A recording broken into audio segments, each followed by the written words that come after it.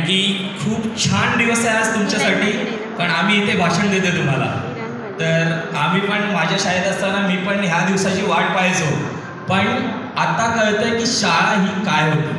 शाळेतल्या आठवणी अजून ताज्या आहेत आमच्या, म्हणून आम्ही अजून शाळेशी जोडलेलो आहोत. आता नुकताच गेल्या शनिवारी 9वीच्या मुलांना मार्गदर्शन देण्यासाठी माझे कलिग्स म्हणजे माझे मित्र, एक सेलिब्रिटी जिम ट्रेनर कौशिक दमणकर हा आला होता, आणि तसेच सुचित पांचाळ, ॲडव्होकेट सुचित पांचाळ, हे दोघंजण आलेले. कारण की मी गावी होतो तेव्हा मी येऊ शकलो नाही, तर आज तुम्हाला मार्गदर्शन देण्यासाठी आलेलो आहे. मी आता सध्या काय करतो त्याच्याबद्दल मी थोडंसं सांगतो. म्हणजे 10वी झाल्यानंतर काय आपण कोणत्या मार्गाला जाणं योग्य आहे ते मी थोडक्यात तुम्हाला सांगणार आहे. ओके, तर 10वी माझी झाली. 10वीला कमी पर्सेंटेज भेटले काही कारणास्तव, म्हणजे 56% मला होते फक्त 10वीला. किती? 56%. असं नाही की मी स्कॉलर होतो. 6वीला असताना आदर्श विद्यार्थी अवॉर्ड भेटला, 9वीला असताना आदर्श मॉनिटरचा अवॉर्ड भेटला, पण 10वीला कमी पर्सेंटेज भेटले. त्याच्यानंतर मी डिप्लोमासाठी ट्राय केलं बांद्रा पॉलिटेक्निकला, पण तिथे ॲडमिशन झालं, पण काही कारणास्तव मी गेलो नाही. त्यानंतर मी ठरवलं की नाही, आपल्याला एक मोटिव्ह ठरवलेला आहे की इलेक्ट्रिकल इंजिनियर बनायचं आहे. तर त्यासाठी मी आपल्या व्होकेशनल कॉलेजमध्ये ॲडमिशन घेतलं. 11वी 12वी तिथून केली. 12वीला मी इलेक्ट्रिकल डिपार्टमेंटमधून फर्स्ट आलो. 72% भेटले मला, आणि तिथूनच मला खात्री झाली की नाही, आता थांबायचं नाही.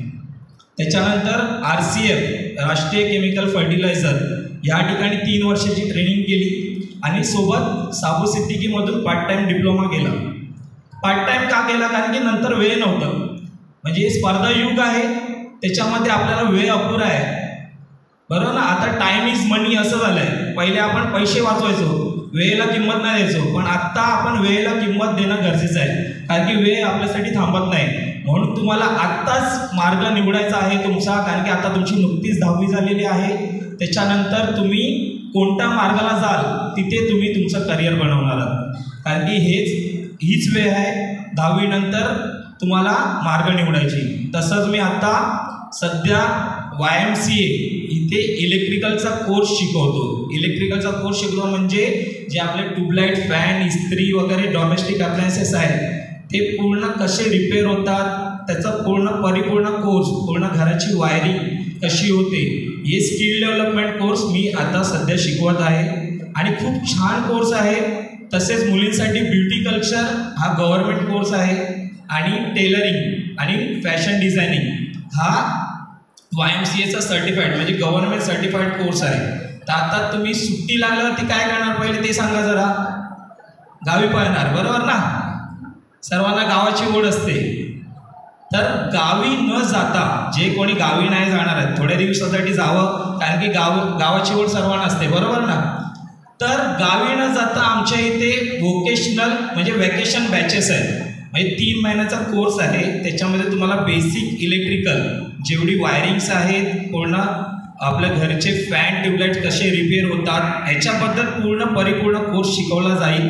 3 महिन्याचा कोर्स आहे, आणि फीज एकदम मिनिमम आहे. मॅडमचं पत्र घेऊन आलात तर त्याच्यामध्ये पण कन्सेशन होणार आहे तुम्हाला.